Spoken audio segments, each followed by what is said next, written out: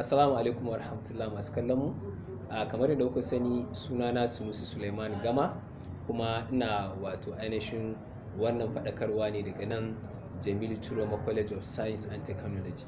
Wato faɗakarwar mu ta yau shine akan iyayen da wato ainihin suke zaɓawa 'ya'yayensu wato abin da za su karanta a makaranta. Abin da wato ainihin muka fi sani shine shi yaro ya fi son a bashi abin da yake so, especially na wajen ɓangaren karatu. Misali sai ya ce yana son wato ya yi agric saboda me yana da ƙwarewa akan waɗannan wasu abubuwa wanda suka shafi wannan agric din, sai kuma iyaye su ce a'a mu ba haka muke so kai ba, mu lauya muke so ka karanta.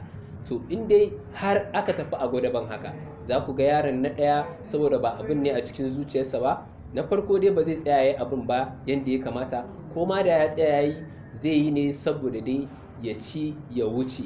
kar a ce bai yi ba. Amma inda za a haƙura a bashi abin da yake so, a ringa ba yara abubuwan da suke so, suke da wato ra'ayi a cikin zukatansu, shine za su tsaya su yi kai da fata, su tsaya su yi daidai gwargwaro. Za a ga sun tsaya sun yi shi ba a bilhaƙi da gaskiya, ba wani cuwa-cuwa. Za ka tura yaro, ko da ba ka tura yaro makaranta ba ka ba shi kuɗin makaranta ba, kuɗin abinci, saboda wato soyayya da yake da shi da wannan course ɗin, za ka ga ya tsaya ya yi abin da ake so, ya tsaya ya yi yanda ake so. To da wannan